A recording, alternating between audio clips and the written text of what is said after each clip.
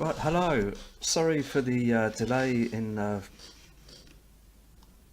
building this channel. I've been away on holiday and just had such a heavy workload recently, but it's something I'm really keen on doing and hope to gain some interest and hope people out there can teach me a few things as well.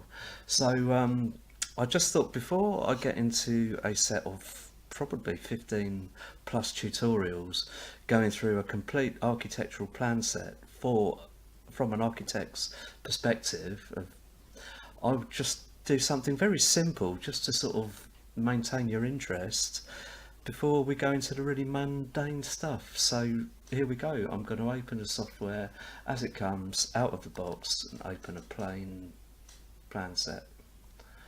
If it will open, so I'm going to go to new plan. First thing you'll notice is I've got a blue screen. That's to protect my poor aging eyes. You can go into preferences, colours, background, white, okay, which I'm going to do for now, but the rest of this will probably be in blue because I'm getting old. First thing we need to do is go into defaults and check that we're drawing with components that we want our house to be built with. So here's defaults. First thing we look at is walls.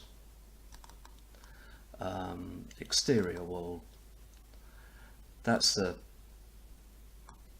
default out of the box exterior wall. It's actually showing that as an interior. Oh no, sorry, it's showing both sides. Right, so I want to change that. That's no good to me at all. Define new wall 28. Let's call that 300mm cavity wall. Probably our most likely wall type. And then we can change some of these layers. The main exterior layer will be some kind of masonry. Let's go to masonry and stone. Brick. Give me some bricks. Slow thing. Right, let's choose any of these. Later on, probably midway through the tutorials, I'll show you how to use some much better material swatches than this to produce some really good 3D renders. But for now, let's just choose anything that our American friends have given us. Insert a layer below. That's going to be a cavity, so it's going to be empty. Double click on that. Go to insulation. Might as well go for cavity bats. It's always a full cavity. Interior layers will be insert above. I would guess this will be blockwork. Usually it is. We can also set this up in timber frame. We can set it up in cornflake boxes if you want. You can use whatever you like. That's what I love about this, the versatility. But anyway, I digress. Masonry and stone, blocks. What our American friends call running bond. I call it half bond, but whatever. Okay, that's the block inner skin. For the benefit of our 3D views and accurate internal measurements, we may as well add 20mm of plaster as well. So insert below that, change the material, double click on that. Wallboard, drywall, okay. Right, we need to change some of these dimensions. I would say a dotted nab wall would be 20mm. You can put whatever you like in, but I would say it's 20mm, maybe 25 or 30, depending on how good the block layers are. And the blockwork, of course, needs to be 100mm. So that's our 300 cavity wall. We also need to change these hatchings here. So we're producing really good floor plans from the off. So fill style, face brickwork I would put as angle hatch. 50mm spacing as default works for me. Cavity, just leave it empty. Blockwork angle crosshatch. This seems to be, that's our outside wall defined. So let's OK that. That's what it's going to look like in our 3D view. There are different rendering types for that as well. Standard will actually look like that. It's gone black and white for some reason. There it is. That's how it's actually going to look in a 3D model. Pretty naff brickwork if you ask me, but as I say, we'll address that later. Right, wall types. Back to wall types. No, sorry. Back to defaults, interior walls. Wall types. Our interior wall, I like it. Everything's correct about this, unless we've got some load-bearing masonry, but I'm just covering some real basics for now. Let's change these first studs to 100mm.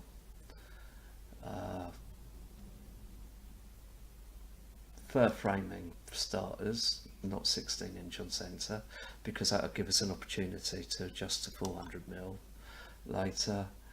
Thickness, that's going to be 100.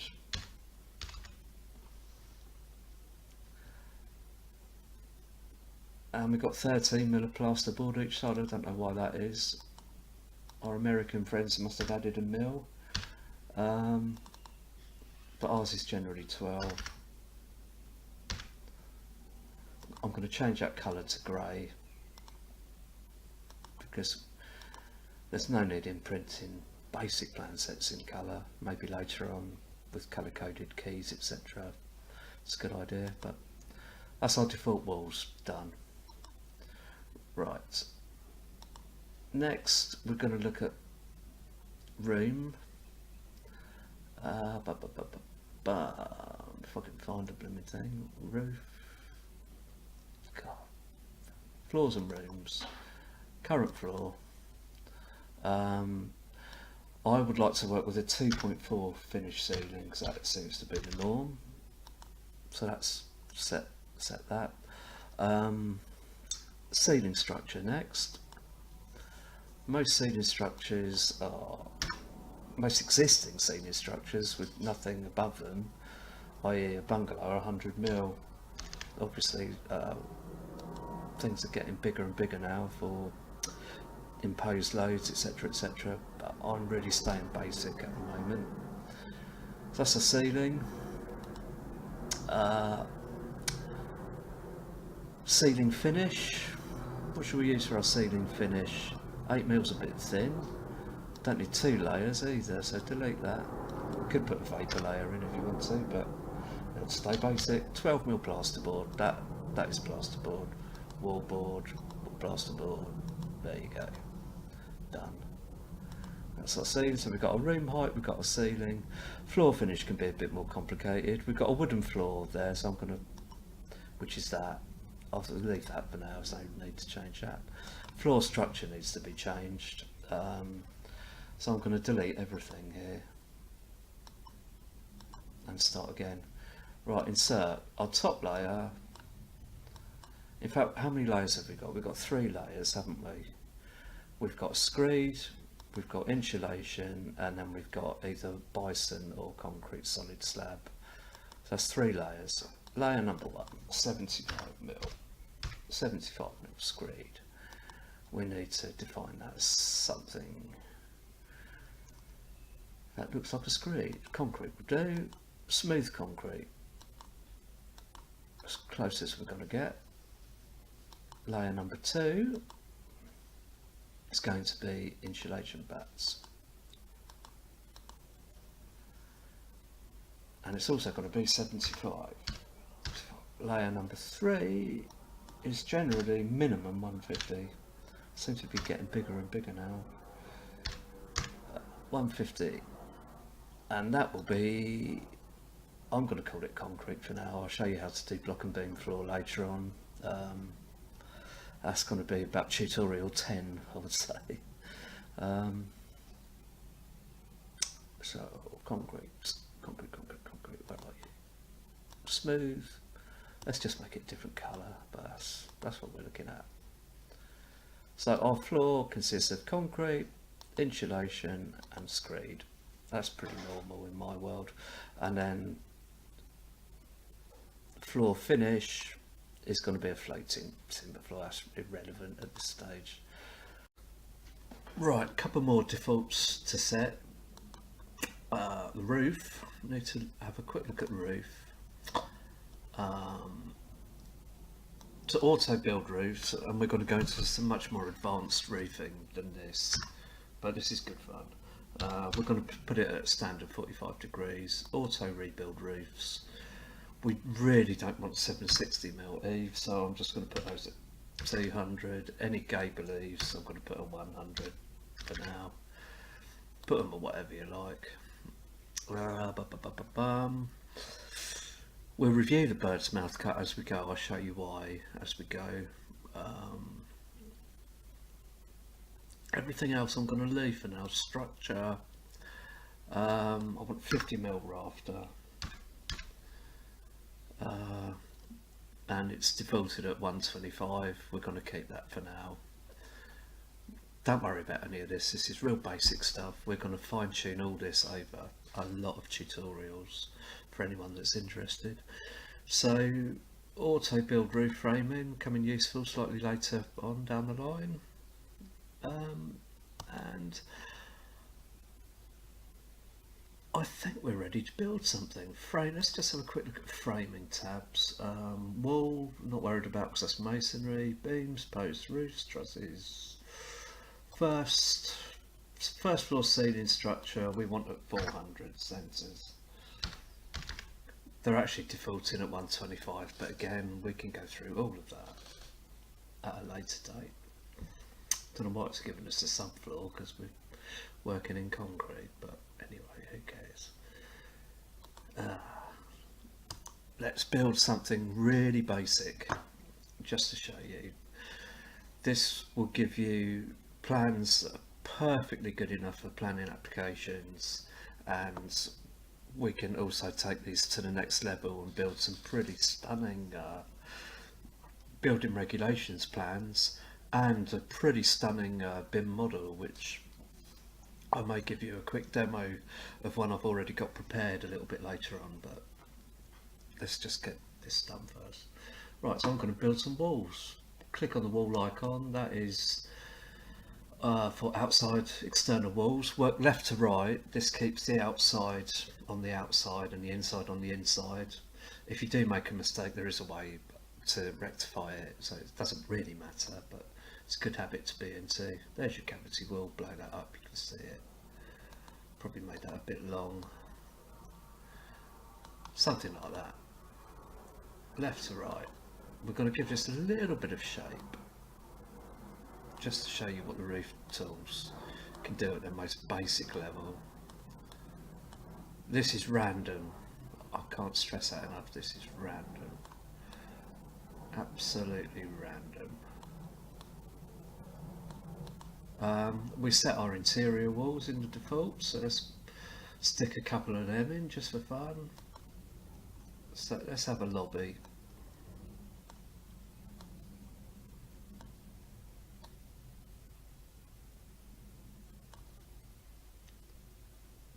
It's nice, quite nice to use the arrow keys and align those. Seems to have slightly over aligned there for some reason. Let's go back a click, that's it. Something like that. Right, the simplest way to build a roof is go to build roof and build it automatically. There's all your options. I don't know why it's lost its defaults. I set all the defaults for this, but anyway, 45. We're going to have a 45 degree roof. We're going to have a 200mm eave, and we're going to have a 100mm gable eave. Although this would be a hipped roof anyway.